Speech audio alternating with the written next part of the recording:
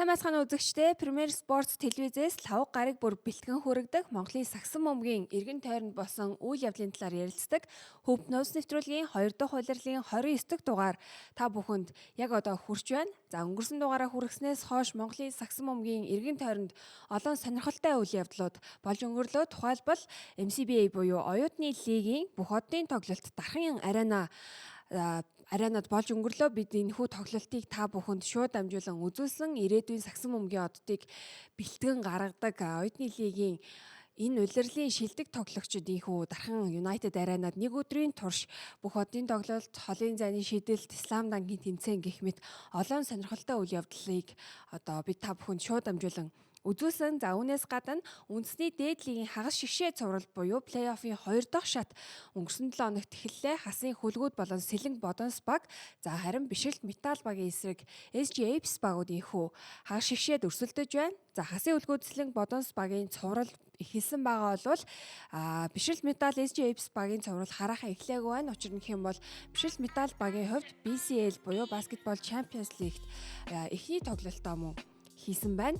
За үүнээс гадна бидний хүлээж байгаа нэг сонирхолтой том тэмцээн бол 3-3 сагсан бөмбөгийн Аз тивийн аврах шалгаруулах тэмцээн мөн хэдхэн хоногийн дараа эхлэхэд бэлэн болоод байгаа. За үндэсний дээд лигийг мөн ярахад эргэн тойрны мэдээлэлээс хуваалцахад SG Apes баг туслах дасгалжуулагчаас сольж 10-т багийн ерөнхий дасгалжуулагчаар ажиллаж байсан Баярот дасгалжуулагчийн SG Apes багийн туслах дасгалжуулагчаар плей-оффын 2 дугаар шатны өмнө одоо томилогдсон гэдэг маш сонирхолтой мэдээлэл байна. Ингээд өнөөдрийн дугаарыг хамтруулагчаар сагсан бөмбөгийн тайлбарлагч Цэнд Баяр ажиллаж байна. Орой мэнд хүргэе. Орой мэнд. За яг сая хэлсэнчлэн олон үйл явдлууд араараасаа боллоо. Эхлээд оюутны лигийн бүх оддын тоглолтоос эхлэе гэж бодож байна.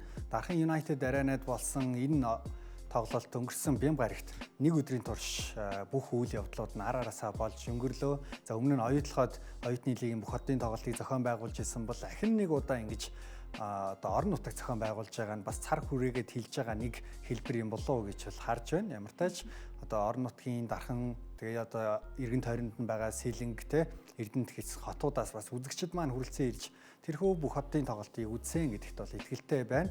За оюутны лигийн тоглолтынх нь яг үндсэн тоглолтын форматнаас бага зэрэг өөрчлөгдөөд оноо дурлалдаг ийм системийг нэвтрүүлж үзэж байсан гэдэг нь бол онцлог байлаа. Зарим 3-3-ийн Азийн аврах шалгаруулах тэмцээн Монголын сагсан бүх сонирхогчдын одоо хамгийн их хүлээлттэй байгаа тэмцээн энэ амралтын өдрүүдээр болох гэж байна. Монголын эрэгтэй эмэгтэй шигшээ багууд аль хэдийнэ бэлтгэл сургуультандаа гарсан одоо Уранган спорт центртэд бэлтгэлээ бол хийж байсан. Тэгээд яг тэдний бэлтгэл дээр очиход их олон тоглогчдыг дуудсан байна. Эрэгтэй эмэгтэй. Тэгээд тэд хамтаа бэлтгэл сургуульд хийгээд илүү олон нөөц болцоотой байгаа гэдэг нь бол надад бол их сайхан санагдчихилээ. Тэг нэг нэгнийхээ эсрэг өрсөлдөө дотоодын өрсөлдөөн улам чангарч байгаа нь бол их сонирхолтой байсан.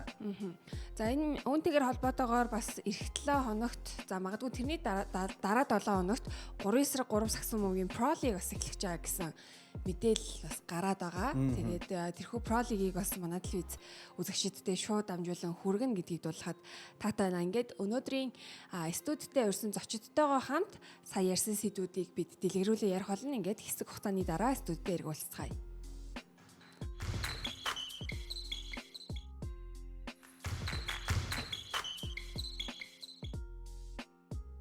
Хөв нөөц нэвтрүүлгийн хамтран ажиллагчаар Спортаймын салбарыг дэмжигч Банк арена ажиллаж байна. Мөн Bacchus брэнд ажиллаж байгаа өөрийгөө хайрлая өдрийн хүчээ Bacchus-аас мөн хамтдаа төрүүлж болох нөрөөтэй Unitel Group тус ажиллаж байгааг дуулахад таатай байна. Өнөөдрийн дугаарын зочин хөтлөгчдөөр сагсан бөмбөгийн тайлбарлагч, аналист, отгон жаргал болон сагсан бөмбөгийн тайлбарлагч сэтгүүлч Их Батнаар хүрэлцэн ирсэн байна. Орой мэнд хүргэе. Орой мэнд хүргэе. Орой мэнд. За өнөөдрийн дугаар ярих юм бас харьцангуй ихтэй дугаар болно гэж хүлээж байна. Үйл явдлынхаа цаг хугацааны дарааллын даваа бас оюутны лигээс эхлэе гэж бодож байна. Их хотын хувьд яг оюутны лиг дээр ажилласан Дархан аренад очиж за үндсэн дээд лигээс ялгаатай нь юу байв сонин хачнаас хуваалцаач. Тийм, юун түрүүнд яг манай Цэндэгийн түрүү ярьсан оноо дурлалдаг бүх хотын тоглолтын систем их сонирхолтой байлаа. Эхлээд эхний үед 3 үеэр явагдана. 30 оноо дурлалтна. За тэгээд хамгийн сүүлийн 3 дугаар үе бол хэн төрүүлж 90 оноонд хүрсэн нь ялт байгуулж эцэстээ MVP үнцэнтэй тоглогчд тодорсон ийм хүчүүд байлаа. Тэгээд оюутнууд маань, тамирчид маань одоо нэг тийм илүү одоо өрсөлдөөн гаргаж тоглосон гэх юм уу. Маш ойрхон тоглолтууд болсон. Эмэгтэй эрэгтэй аль альны ялгаа байхгүй. Тэгээд энэ бүх оддын тоглолтоос миний бас нэг харж анзаарсан зүйл гэх юм бол орон нутгийн ялангуяа үзэгчид маш их болсон байна. Сүүлийн үед тэгээд нэмээд одоо бүр энэ үзэгчдийн нас ол их залуучсан байлаа. Тэгээд мөн багаараа очиж багаа дэмждэг тим соёл бас Монгол улсад их хурдцтай өгж тогтож байна. Ягаад тэгэхээр зөвхөн одоо Итүг Ирвсүүд багийн 3 онооны шидэлтийн тэмцээнд орж байгаа Алтан шагаагийн залууг дэмжихээр баг нуурын дэмжигчид тэр чигээрээ дараханд байсан. Тэгээд бодохоор ерөөсөө саксмон ингээл баг багаар өдрөөр хүрээгээд хэлсээр л байна. Тоглолтын төгсгөлийн хэсэг нь миний их анхаарлыг татсан. Яг ойрхон байж байгаа сүүлийн мөчид нэг тоглогч Тэмүүжин гэсэн баг тий. Тэр тоглогчийн оролтоор дуусчихлаа шүү дээ. Тухайн мөч ямар хөө байв? Тийм. За өмнөх дугаар дээр ч гэсэн хэлжсэн дээ. Яг Premier Sports дээр дадлага хийж байгаа Батуулт гэж залуу Монгол улсын боловсролын их сургуулиас оюутны лиг тоглож байгаа. Тэгээд All Star шалгарсан бүр сонгогдсон. Тэгээд тэр залуу маань уг нь бол баяр цогт тасгалжуулагчийн зурсан хөлбраар өөрөө дээшээ дайраад оноо авсан бол тоглолт тэнцээд бид одоо дахиж нэг үеийг ч юм уу ингэж харах байсан боловч довтлогоо алдаж иргээ сөрөг довтлогоо гэдэг юм уу ингэж дууссан. Тэгээд бабуудаа юу ч гэсэн баяр үргээ за дан ганц Батуултаа гэлтгүү оюутны лигт яг тэр одоо эд гол өрсөлдөөнд тоглож байгаа бүх залуучуудаараа нэгдүгürt бахархчлаа, хоёрдугаарт маш сайхан тоглолт үзсэн. Мэдээж бүх одын тоглолт гэдэг бол нэг юм бэлгэдлийн чанартай шоу entertainment чиглэлтэй байдаг бол үндсний дээдлэгт драфт бий болсноос хойш илүү одоо би өөрийнхөө чадрыг харуулах, өөрийнхөө ур чадрыг харуулж олонний анхаарлыг өөртөө татах зорилготой одоо илүү тамирчид маань тийм болсон болов уу гэж бодож байна. Тийм. Тэгээд яг зөвхөн яг миний хувьд гэх юм бол хэд хэдэн тоглогчийг илүү онцолж харж байлаа. Залуучуудын шгшөөгт тогтмол дуудагдж байгаа үндэсний шгшөөгийн өргөтгсөн бүрэлдэхүүн хүндж дуудагдж ирсэн инх амар гэж тоглогч. Энэ улирлын оюутны лигт бас маш сайн үзүүлэлттэй байгаа. Нэмээд яг тэр түрүүний шидэгч гэжсэн Алтан шагаа гэж залуу бол Монголын за магадгүй бүр дараа нь тийм ээ 5-10 жилийн дараа ч гэдэг юм уу сайн шидэгчдийн лигийн мундаг шидэгчдийн нэг болоод гараад ирэхийг бол үүсэх хэрэг юм залуу юм. Ганц 2хан жилийн өмнө хэд л одоо оюутны лигийн бүх одын тоглолтод сайн тоглолтыг үзүүлж исэн тоглогчдоос одоо үндэсний дээдлэгт хэдийнэ цахиур хаглаад маш сайн багийн бүр үүрэгтэй тоглогч, гол үүрэгтэй тоглогчдын хэдийнэ болсон хүмүүсийг бид нэр сайн санаж байна. Одоо гэхэд хамгийн сүүлийн жишээ бол хүлгүүдтэй авраг аваад байгаа одоо Барцол, Ирмүн Заяа гэх зэрэг тоглогчид. Тэгээд одоо мөс тоглож исэн төгөлдөр бол BCH Knights-ийн гарааны холбоон тоглогчийн ажлыг аваад тий. Араасаа бол ийм зүйл их байна. Эмэгтэйдэр ч гэсэн одоо бид нэр драфтын номер 1 Минжирмаг ярьж болж гин гэх зэрэг энэ үлрэл дуусаад драфтын үйл ажиллагаан дээр сая бүх одын тоглолтын All Star дээр оюутны лигт харсан эдгээр залуучуудаас ихэнх нь л дээгүүр сонгогдох бах тий. Тийм тэгээд ер нь бүх тамирчид яг нэг тийм төвлөрсөн бүгд плей-оффтоо бэлэн тэгэхээр плей-офф өрсөлдөөн ч гэсэн ямар гал гарсан шир өрсөлдөөн болох вэ гэдэг нь бол ойлгомжтой. За үндэсний дээдлигийн плей-оффын 2 дугаар шат эхэллээ. Тасгалжуулагч Отгон жаргал маань хувьд бас юу хэлмээр байна одоо таны төсөөллийн дагуу хагас шигшээд багууд шалгарв уу юу гэж бодож байна. Эхний шатны талаар бас ярил л да. За маш их сонирхолтой хөлрөл боллоо. За өмнөх жил бол ер нь бол яг эхний дөрөвт явж байгаа баг бол эхний шатаа бол бүрэн давнаа гэдгийг бол ихэнх хүмүүс ер нь мэдчихсэн яг тэр хэмжээгээрээ бол яваад дууссан. За энэ жилийн хувьд бол яг тэгж хэлэхээргүй байлаа. Ер нь өрсөлдөөнүүд бол маш хүчтэй явагдсан. За зарим нэгэн тоглолтууд нэг 4-0, 4-1 гэсэн харьцаатай явсан боловч тоглолтын хоорондын зөрөөнүүд шийдэж байгаа зөрөөнүүд бол бас тиймч одоо юу гэдгийг илт давуу гэсэн зүйл харагдсан. Мөн зарим нэгэн багийн тоглогчдын бэртлийн асуудлаас болж бас тоглолтууд өөр тийшээ эргэжлээ. Тэглээ. Тэ. Би бас анзаарч байгаа үнцэг юу вэ гэхээр энэ жилээс үндэсний саксон бөмбөгийн журамд өөрчлөлт ороод 3 сард одоо сүүлчийн лигоноор тоглогч авчирна гэдэг маш их олон хүлээлтүүд гэх юм уу да. Таамаглалуудыг бол ерөнхийдөө ингээд дээш доош нь болгочлаа. Энэ өнцгөөсөө ярих юм бол хүлээлт гэж хэлэхэд хэцүү болчихлоо. Одоо бид бүгд л мэдж байгаа шүү дээ. 3 яг энийг дөхүүлээд хэд хэдэн багууд лигонороос зарим нэгэн багийн лигоноор авчлаа. Тэгэхээр биднес нөгөө уг нь бол тэр өөрчлөлтийг байхаагүй байсан бол магадгүй 2 сарын өмнө ч гэдэг юм уу өөрчлөлт хийхдэггүй гэсэн байсан бол шууд хэлэхэр байлаа. Гэхдээ одоо тэрэнд бол яг тэгж хэлэхэд бол хэцүү л байна. Тэгэхээр энэ ч гэсэн үр дүнгууд нь харагдаж байгаа тоглолтын үр. Тийм. Нэг тоглогчийн нөлөө ямар том байж болох вэ гэдгийг бид нэр сэлэг бодносоос үнэхээр хангалттай харж шít. Тэгвэл за би мэдээж одоо эвцтэй холбоотой цувралыг танаас асуухгүй байж болохгүй байх гэж бодож байна. Улирлынхын та бас ахлах тасгалжуулагчаар нь ажиллаж байла. Багийн яг энэ улирлын эхлэлийг тавилж ирсэн хувьд Эвс Майнерс гэсэн цувралыг та юу гэж хэлэх вэ? Энэ хамгийн одоо сонирхолтой цуврал нь байж чадлаа шүү дээ. Эхний шатнд тийм. Үргэлжилсэн гэж хэлж болно тийм. 6 тоглолт гарлаа. За яг би ер нь яг нэг хэлэхэд Майнерсыг энэ жил гаргаж байгаа хүчин чадлыг харах юм бол нэг өндөр түвшинд явах байх гэж бодож байсан. Гэхдээ Эвстэй бол маш сайн өрсөлдөг үзүүлсэн гэж хэлнэ. Ер нь гэхдээ Майнерсын сүүлийн тэр сезоны сүүлийн тоглолтууд бол дандаа агсан түвшний тоглолтууд байсан шүү дээ. Тоглолтоос тоглолтод агсан.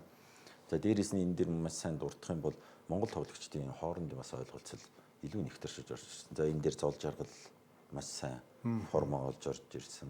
Ахмад тоглогч гээд за тэгээд одоо Болког бол яхаа аргагүй позишн дээрээ бас Монгол биеас ийм тоглогч юу гэдгээ харуулсан. За гэхдээ ерөнхийдөө бол Эвс бол давмгаалах нь бол тодорхой байсан. Тэгтээ нөгөө түрүүний илдэг шиг тоглолтууд маш жижиг юм дээр бас эргэсэн шүү дээ. Тэгсэн. Магадгүй тэр 2-2 болгох байсан боломжоо ашиглаж чадсан бол тэгсэн бол магадгүй 7 тоглолт гээд юу ч болж болно шүү дээ. Болно. Тэрийг Гэхдээ энэ цувралт чинь цувралын бүх тоглолтуудаас 2 тоглолт нь овер тайм гарсан тийм. Тэгсэн 6 тоглолтоос 2 нь. Тийм. Тэгээд Шамари Понц тэр 2 тургуулыг хийсэн бол бас нөхцөл байдал өөр байж болох байсан болов. Тэгээд миний харсан нэг үнцэг гэх юм бол яг Майнерст зол жаргалч гэдэг юм уу, яг тэр сэлгээний сандал дээр сууж байгаа Баттүр гээд ийм тоглогчтой адилаар Эвст тийм туршлагатай тоглогчд байсан бол энэс ч илүү хөнгөн даваад гараад ирэх байсан бол удирдлагын туршилт би тэгж хараад байна л да. Эвст яг нэг тийм одоо баттай ачгаар тий. Эсвэл багийн залуучууд ингээд сэлэх шиг хийсээд ингэж хөөрөөд явж байгаа үед нэг дараад авахаар нэг тийм тоглогч үнэн байх гэж бодож байна. Одоо Эвсийн Ахмад тоглогч те хоёр ах нь бол Эрдэнэ далай Минд хоёр их сайн тоглож байгаа шүү дээ. Гэхдээ энэ хоёр тоглогч бол харьцангуй даруухан ярилцсан баг байгаа тийм тий. Одоо нөгөө талд бол Баттүр зол жаргал гих зэрэг хүмүүс бол тис өөр манлайлагч та гэдгийг бол манай саксны хүрээллийнхэн бүгдээрээ л ярьдаг шүү дээ тий. Тэгэд нэг сайн зүйл нь бол одоо Гамболтын Баттүр ах маань ирэх үлрэл бол тоглоно гэж хэлээ. Тэр бол сайн мэдээ. Энэ үлрэл бэртэлтэй байсан. Ийм байдлаар бол тамирчныхаа замналыг ямар тач дуусгахгүй гэж хэлжсэн нь бол сайхан мэдээ санагдсан. Тэгээд тэр сошиалор ч гэсэн яваад исэн цоожихын зол жаргалахын гэр бүлийн үнэн ийм байвал ирэх үлрэл тоглооч тий. Хангалттай боломж байж тээ. Хангалттай боломж байж тээ. Энийг ч гэсэн харуулсан тэр цувралын ялангуяа 3-4 дөрөв үед оновчтой болгож байгаа холын шийдэлтүүд супер байсан шүү гэсэн. Гэхдээ бас Эвс дээр Минд хоёр одоо цувралын их тоглолтод оролцоогүй тий. Минд хоёр хэрэг байсан бол Эвсийн хамгаалалт арай өөр төвшөнд байх байсан болов уу гэж бодож байна. Тий. Өөр. Ер нь тэгээд л өөр л болно л доо. Эвсийн хувьд бол маш сайн залуу бүрэлдэхүүнтэй.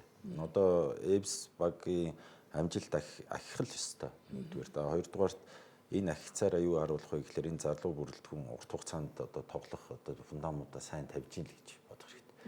Тэгээд одоо Ахмад тоглогчдын хувьд Минд хоёр Эрдэнэ талаа хоёр байна. За дээрэс нь Амбог очиж энэ бий бол бас нэлээд нөлөөлөл үзүүлэх байх гэж бодож байна. Ер нь Монголын лигт биднээс одоо энэ гадаад олон дасгалжуулагч нарыг ирснээс анзаарч байгаа өнцгөө гэхлээр хаалтт нь нэг Монгол дасгалжуулагч за магадгүй Ахмад тийм нэг тоглогчдын нөлөө бол зайлшгүй байх хэрэгтэй. Энэ бол одоо соёлын ялгаа гэж хэлэх үү.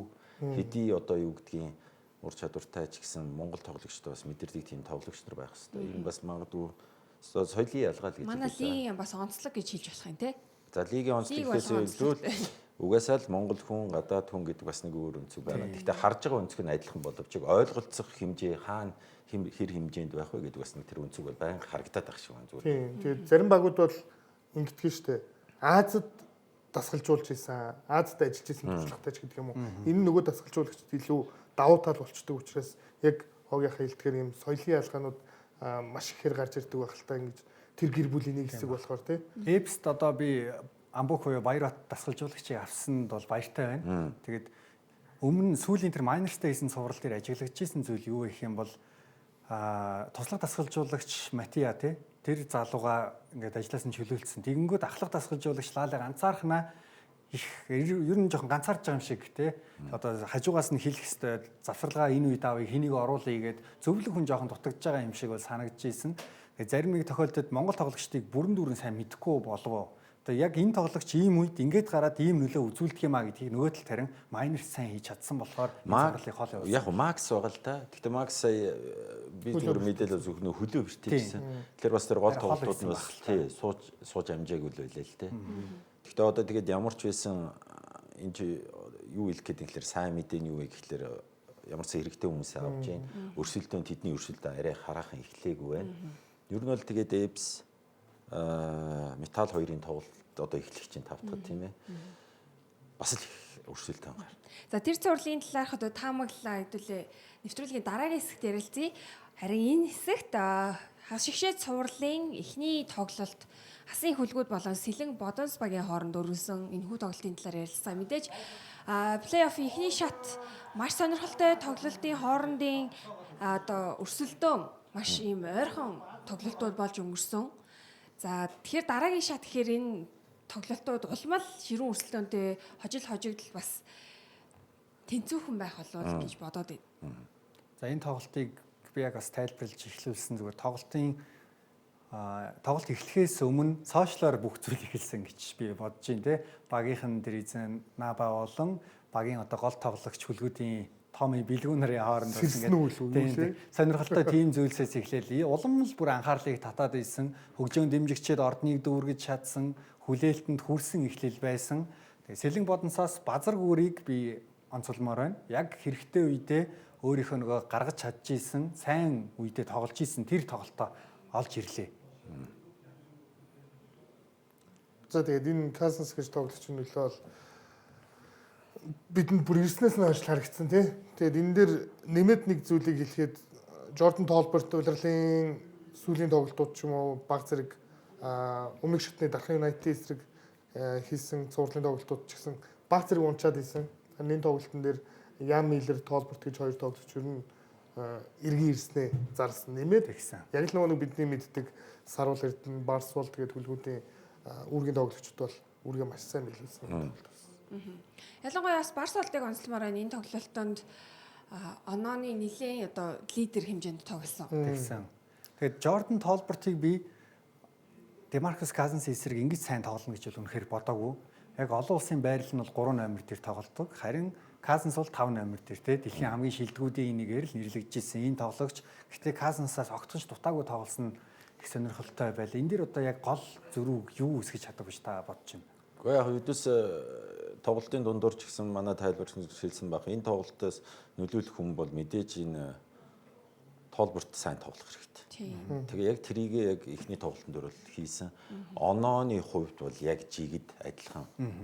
Cousins-тай адилхан оноос. Гэхдээ биднээс ярьжсэн самбарын бөмбөг авалтаар Cousins миний санаж байгаагаар 15, Tolbert 5-ыг авсан.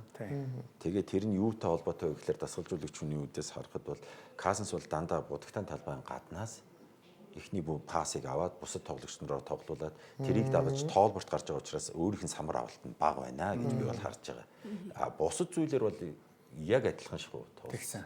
За одоо яг энэ тоглолтын төгсгөлийн мөчөд те 5 оноо Cousins дараалж аваад завсарлагаас гарч ирэнгүүтээ энэ шийдэлтийг үүсгсэн илүү харамсалтай байдлаар одоо бөмбөгөө залаад барьчаад буцаага залтсан бат хоёр.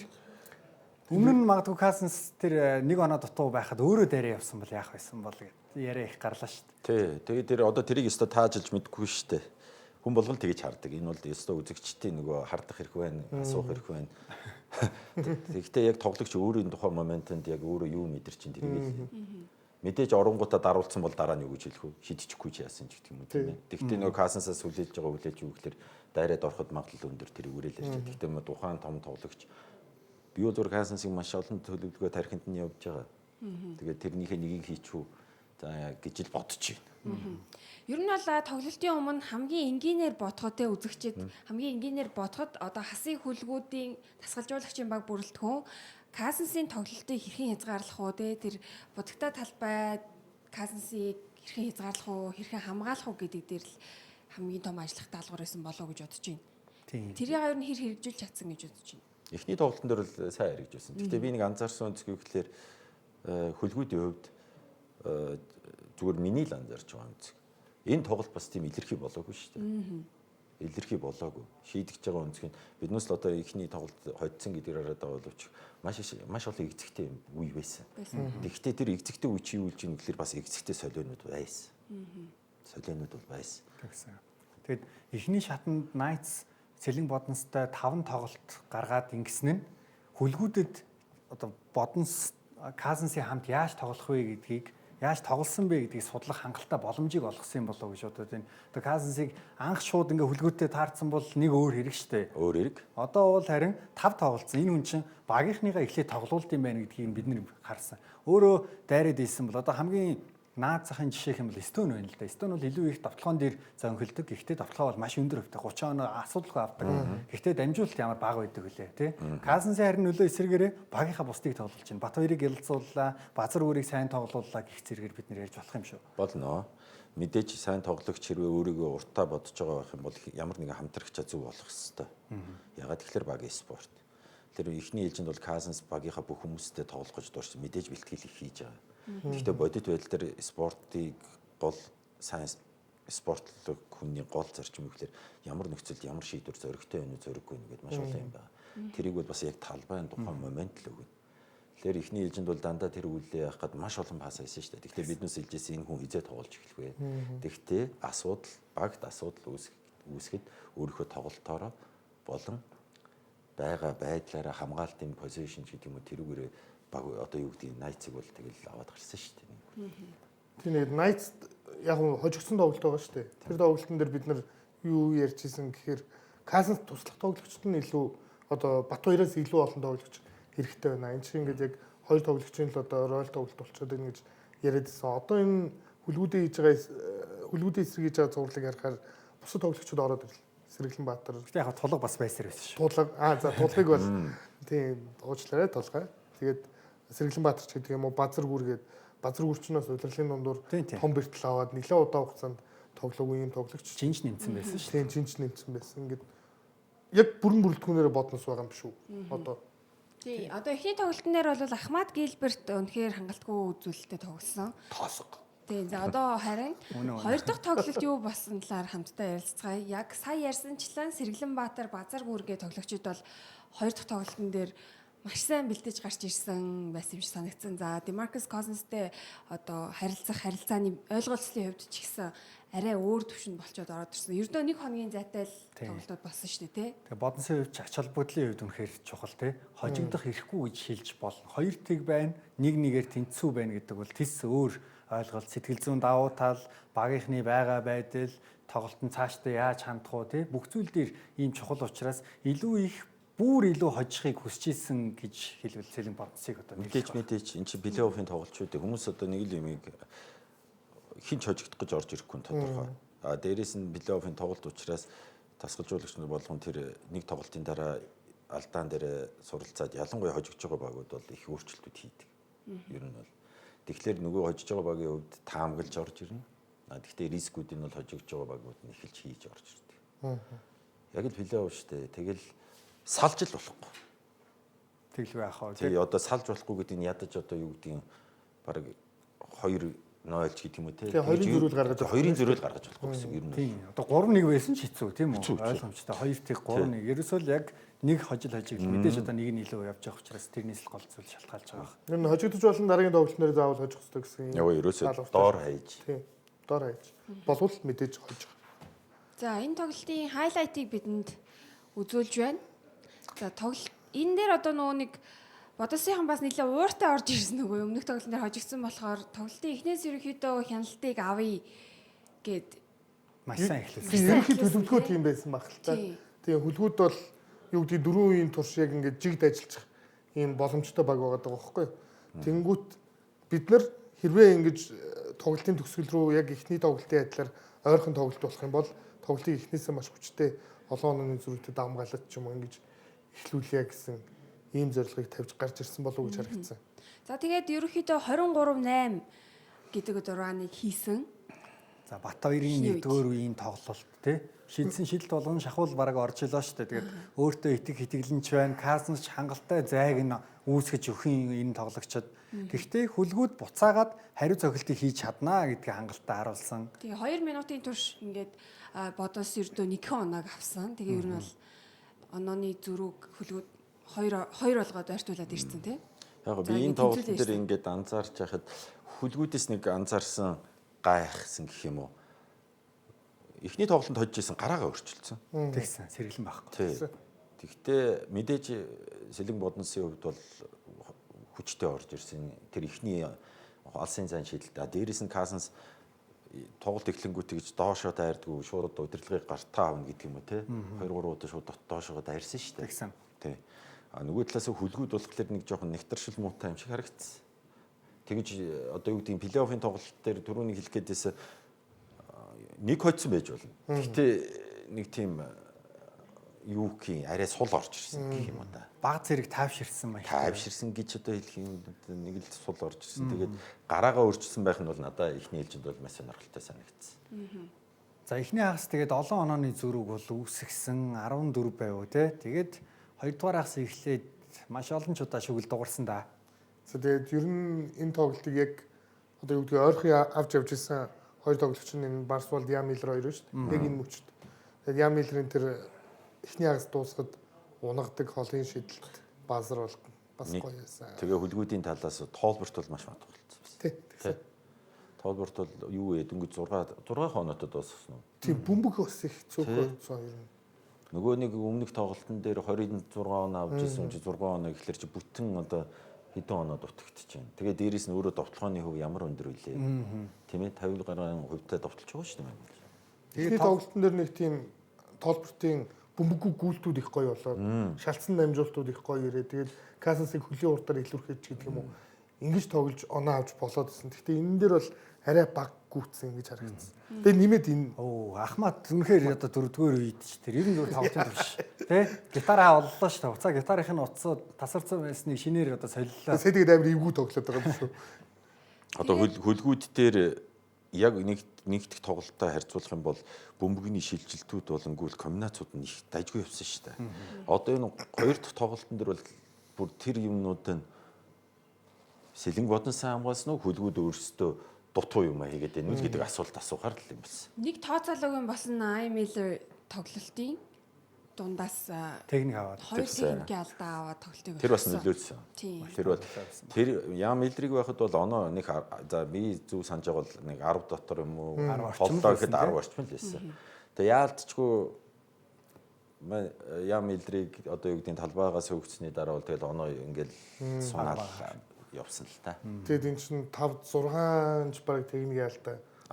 Их олон техникийн алдаатай тоглолт болсон. Би өөрөө энэ тайлбарлаж баг Монголын лигт одоо тэр юу байгаа бол түүх гэж байгаа бол нэлээд их дээгүүр техникийн алдаа авсан тоглолт болох байх шүү. Эхний 3-т бол ер нь заалт. Мэдээ байх нь одоо тэрийг сайн мэддэг. Хэдэн техникийн алдаа авсныг мэдэж байна. 5 байна 6. Техникийн алдаа гэхээс илүү техникийн алдаатай дүйцэх спортын бус алдаа нийлээд нэг 5 6. Тэгээд энэ тоглолтын үр дүнд бас одоо цувралын 3 дахь тоглолтод Барсвалд оролцох боломжгүй болсон гэдэг маш харамсалтай мэдээ байгаа. Тийм Монголын Цэцгийн холбооны зайд ёлцоо ороо гэдэг баг тий. Барсвалдын гаргасан үйлдэл за нэмээд Саруул Эрдэнэ гаргасан үйлдэл энэ хоёр үйлдэл дээр Барсвалдыг 500 мянган төгрөгөөр нэг тоглолт Саруул Эрдэнэ 300 мянган төгрөгөөр за тэгээд хасын үлгүүд багийг 3 сая төгрөгөөр торгох шийдвэр гаргасан. За тэгээд энэ шийдвэрийг энэ торгуулийг яг дараагийн тоглолт болохоос өмнө төлж барагдуулах хэрэгтэй. Ингэж хасын үлгүүд дараагийн тоглолтод орно гэсэн. Ер нь бол яг үзэгчд маань ч гэсэн надаар хэлүүлтгүй сайн мэдж байгаа. Бат хоёрыг одоо биеэ сулцсан гэх юм уу та. Ямар нэгэн фокус өгөөгүй ингэж байж хат нь яг бас нэг заслан тавих байд нэг багийнхаа тоглогчд боломж үүсгэх гэдэг тэгээ зогсож байгаа нь яхаар готлогчсэн тийм үлээр мэдээж бас тамирчин хүнийг ойлгох өнцгүүд бол байгаа шүү дээ. зөв үйлдэл биш. Тийм яхав тийм. Гэтэ олон оноогоор хожигдчихээн баг нь мэдээ шат ингээд бас тоглогчийн хувьд бас шатж байгаа зүйл бол байгаа бах. Олон оноо дээрээс нь залуу тоглогч тэгээд энэ цувралын одоо олон шүглүүд дугаараа мийлэр талбайгаас хөөгдсөн ч гэдэм үү те.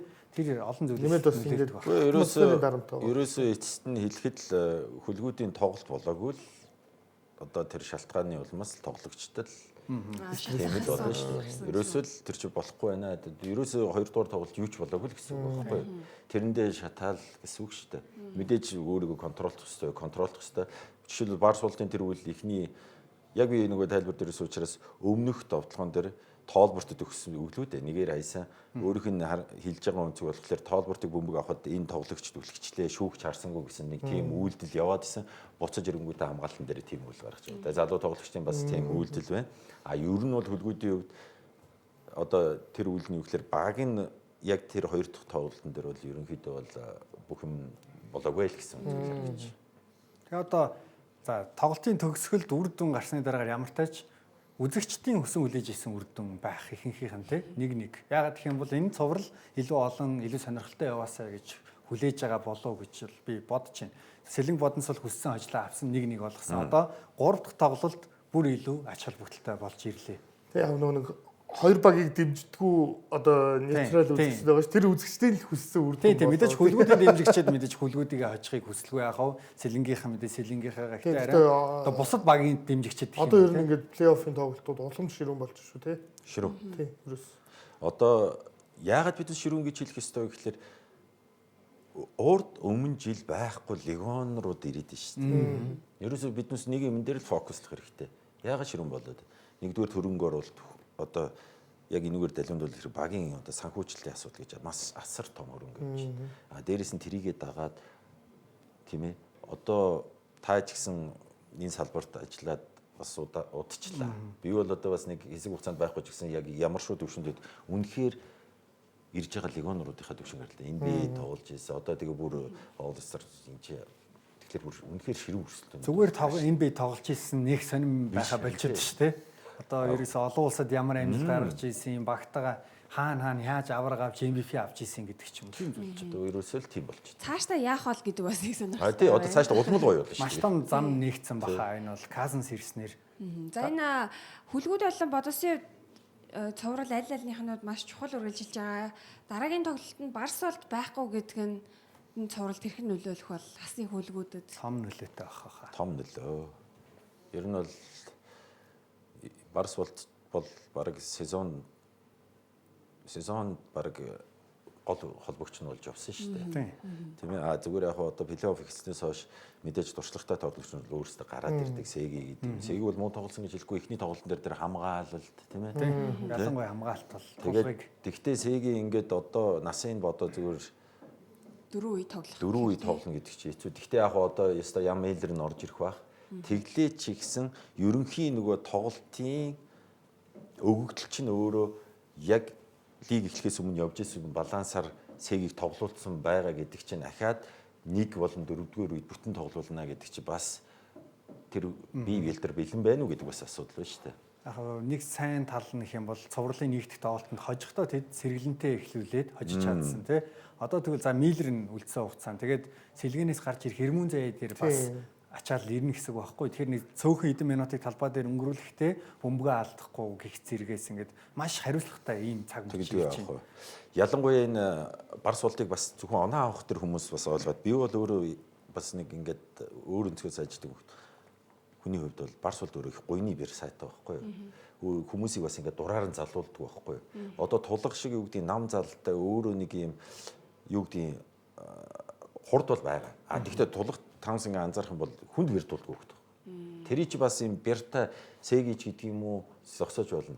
А тийм бэрта хүмүүс бас зогсоод өгөх. Өөрөөр хэлбэл Барсуултын довтлогоо хийж идэг үл хамгаалтан дээр бас нөлөө шүү дээ. Улирлын тоглолтууд дээр ч олон харсан шүү дээ. Тэгээ ялангуяа үйлзийн оршихын эсрэг Сэлэнг бодонсын хувьд өндөр Казанс заслаан тавихад тэр холбон тоглогчд бол амар ачаал байна шүү дээ. Араас нь тойрж гарах, дандаа араас нь явж байгаа шүү дээ. Тийм. Гол нь ямар ч байх тий. Тэгэхээр тэр чинь хамгаалтан дээр айгүй их ачаал өгч байгаа байхгүй юу. Тэгээ тэр хэмжээгээр эргээгээд довтлогоо хийнэ гэдэг чинь яг бас л чанга шүү дээ. Тийм. Бас нэг талаас нь хэлэх юм бол Монголын шигшээ багийн бүрэлдэхүүнд дуудагдсан ийм залуу шүд сүүлд. Ийм тоглох шигшээ багийн хэмжээнд тоглож байгаа тоглогч эзгүй байх нэ. Түүнийг орлоно гэдэг бас амаргүй байх гэж бодож байна. маш том давуу талтай орж ирэн сэлэн бодноос. Ягаад гэвэл хожицсон. Тэгээд одоо ийм байна. Тэгээд тудлага Ахмад Гилберт гэдэг улирал тэмжих оновчтой тоглолтыг үзүүлж байгаагүй тоглогчд маань цувралд ороод ирнэ гэдэг бол үнэхээр 3 дахь тоглолтыг бол одоо ямар ч тийм таамаглал алга. За ингээд хэсэг хугацаанд завсарлаад нэвтрүүлгийнхаа дараагийн хэсгээр бид эх 7 хоногийн тоглолт болон Азийн аврах шалгаруулах тэмцээний талаар ярилцгаална. Ингээд хэсэг хугацаанд завсарлаад эргээд уулзцгаая.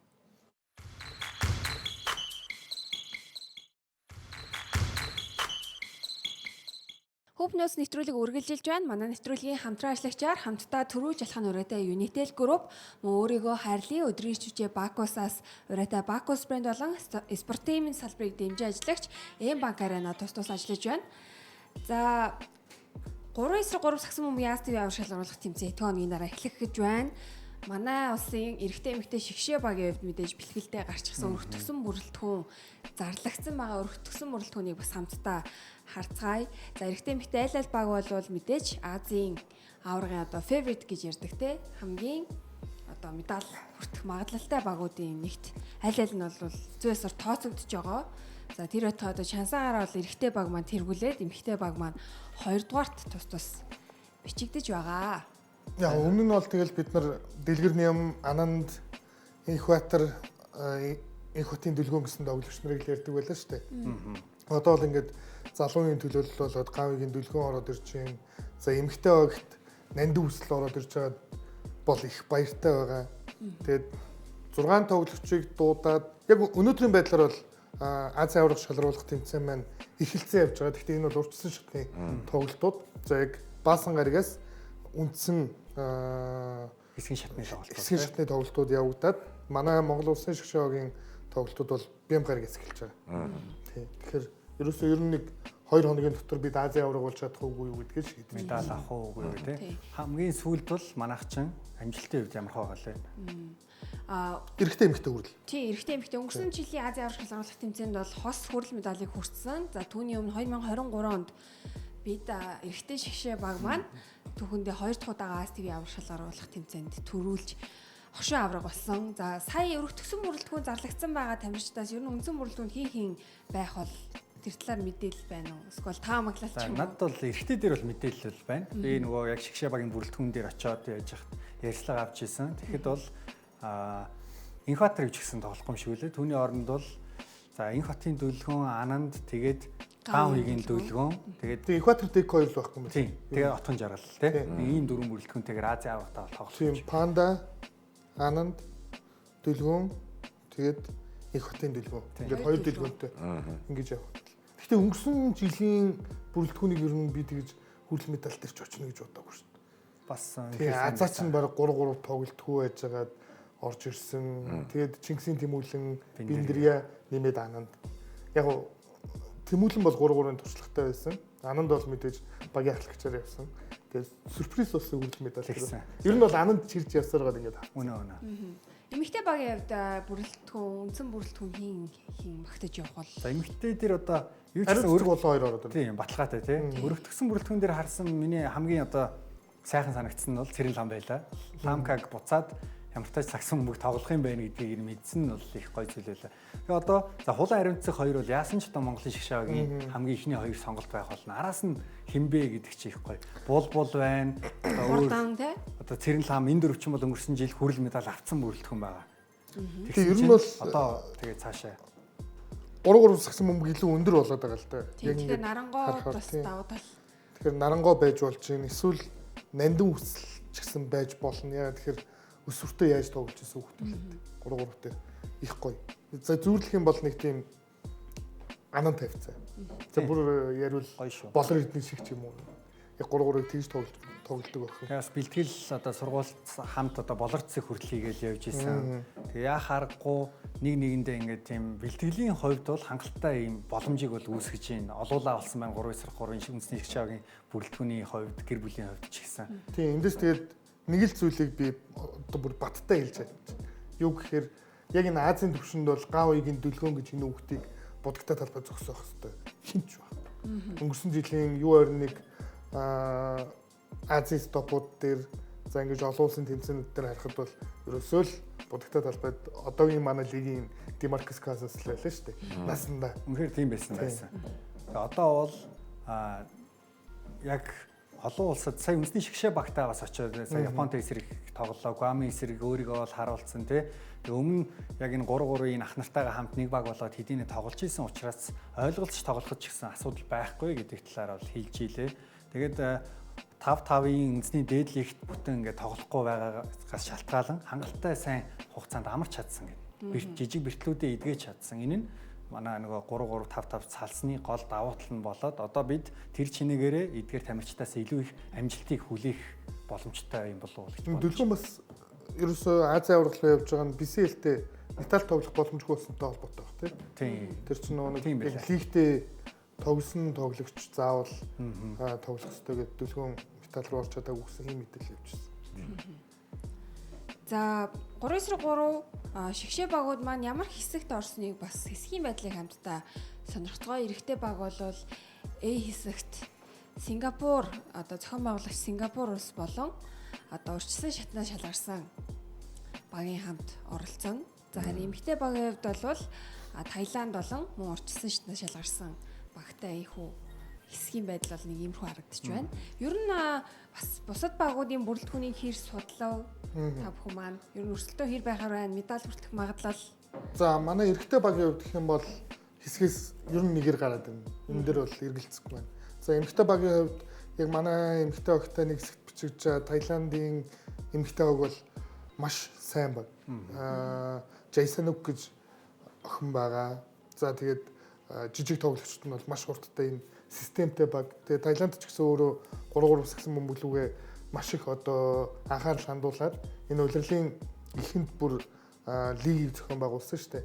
Яг тэрэн дээр маш олон одоо гадаадын шилдэг тоглогчдыг багтаа нэгтгэж цалингаар хангаж ингэж тоглуулсан. Тэгээд тэр нь нэг талаараа зөвхөн нэг тэмцээн юм шиг харагдаж байгаа боловч нөгөө талаараа яг дотоодын тоглогчдоо илүү сайн бэлдэж гаргах юм.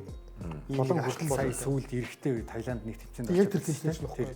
Тэр би яг нэрийг мартсан. Champions International League ч үлээ. Тим тэмцээн. Тэгээд нөгөө талаас нь харах юм бол манай эрэгтэй огт хамгийн том өрсөлдөгч нь мэдээж л нөгөө нэг Австралийн шгшээ байх болно. Финланд тийм. Тэгээд Австралийн шгшээ багийн хувьд гэх юм бол илүү залуу бүрэлдэхүүнтэй яг энэ тэмцээний өмнөх FIBA Champions Cup аврагуудын цом гэдэг тэмцээнд маш залуу бүрэлдэхүүнтэй өвчтэй бүрэлдэхүүнтэй орж ирж илээ. Гэхдээ сүүлийн байдлаар харахад тэр одоо 23-аас доош насны залуу бүрэлдэхүүнээс ердөө нэг тоглогч нь л яг энэ Азийн аваргыг зорж байгаа гэсэн юм мэдээлэл. Бус нь бол гайгүй. Гайгүй. Гэхдээ Филиппинд ажигдчихсэн шүү дээ манайх чинь. Яг харахгүй тэгэл одоо Азтай 2 удаа төрүүлсэн тий олонч медаль авлаа. Ийм учраас бид медалийн хүлээлт бол хэдийнэ байдаг болсон. Мэдээж ахин нэг удаа авраг авахыг хүсэж байна. Энэ жил 3-3 дээрээ маш том анхаарал тавиад одоо ингээл лигийн ч гэсэн салгаад тий тоглогчдын хангалттай 3-3-а тоглоод явах боломжийг олгож байна. Энэ зуны дэлхийн авар шалгалт тэмцээний бас нэг үржилсэн харах маш гоё хэсэг байна. Тийм ерөөсөө л яг нөгөө гараа сайн бол барин сайн гэдэг шиг бид нар гараагаа сайн эхлүүлэх хэрэгтэй байна. Тэгээд хамгийн том гараа нь бол Азийн аварга байна. Тэгэхээр фокус бол 6 сард болох Монголд бол тийм ээ. Дэлхийн аварга гол фокус бол тийм байх. За үндэсний дэдлигийн плей-оффын цувралын харьцааг хамтдаа авч үзцгээе.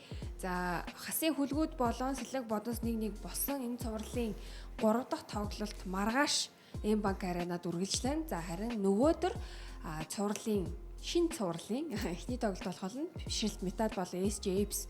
За энэ цувралын талаар бас төсөөлөл таамаглал юу байна? Тэр талаар ярьцгаая. За аагийн хаслах шүү дээ.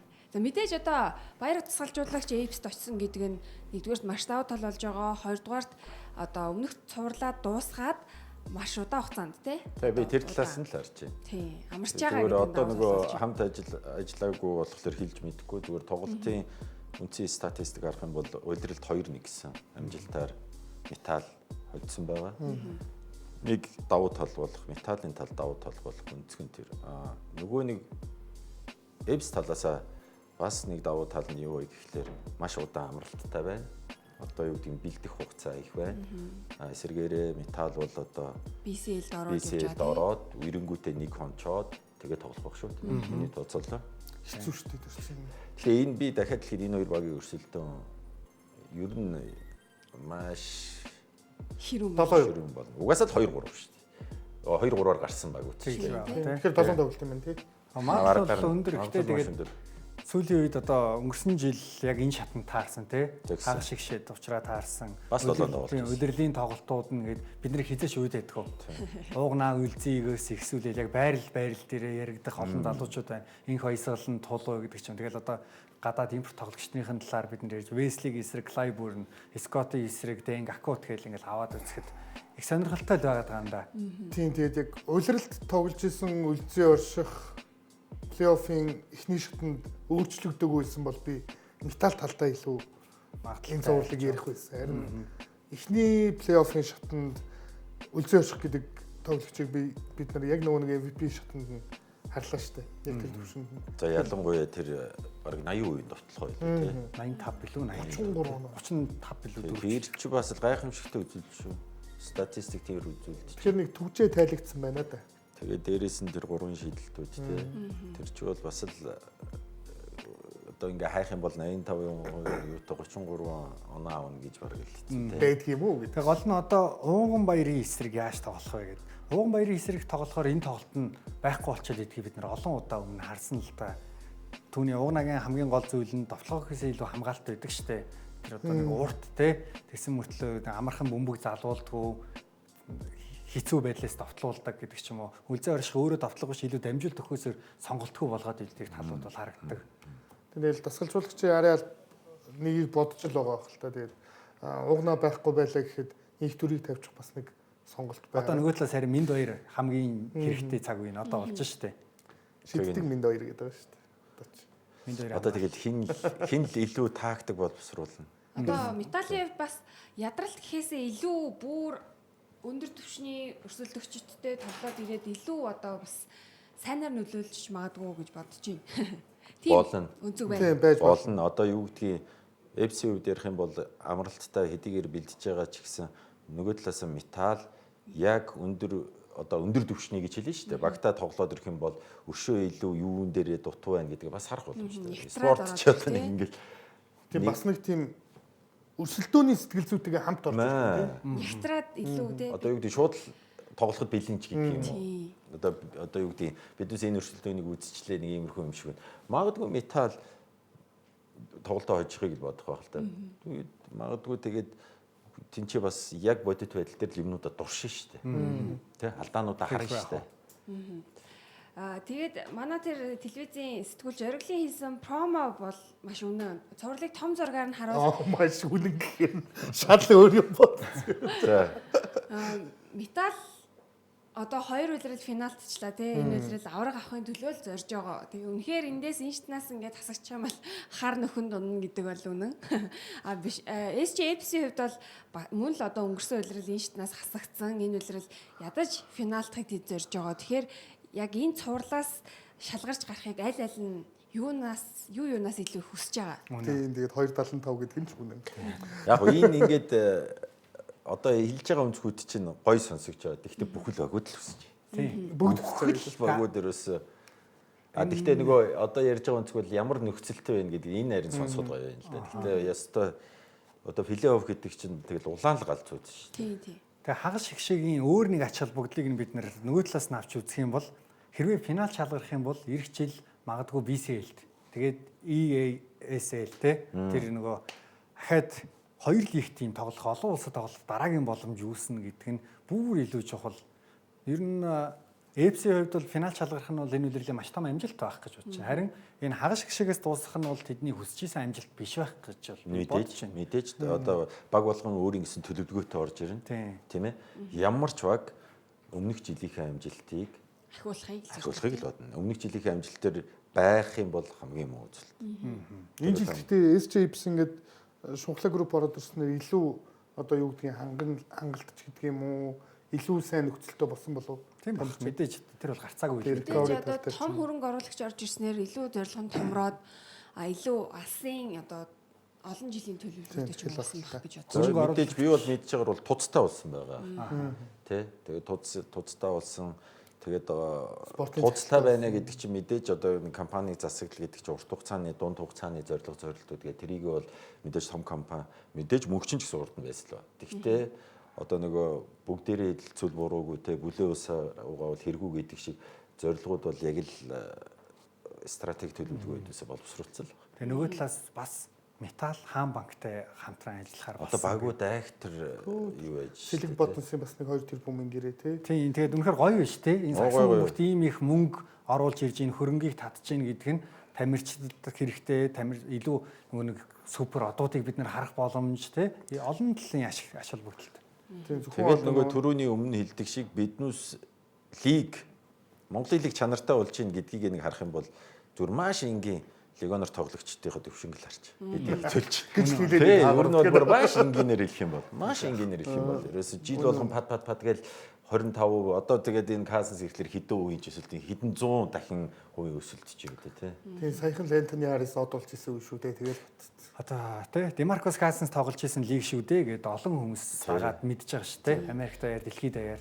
тий одоо тэрнээс илүү нэр Монголын газрын зураг дээр илүү одоо тод гэрэлтэй л байна гэсэн үг. Одоо наандаж эхлээл FC-ийн Дэнк аккаунтыг ирэхэд юу илээ гэсэн наа чи дэлхийн аваргад тий LeBron James-ийг хамгаалж ирсэн юм шүү дээ. Аа л гэж ирсэн. Тэгэл араас нахяал үлрэл дуусах багтал ингээл томоод. Яа баг LeBron James-ийг блок хийсэн үнэ ороод. Тийм л байна. За Гоё. 7 хоногт Premier Sports телевизээр шууд амжуулах тоглолтуудын хуваарийг харуулж байна.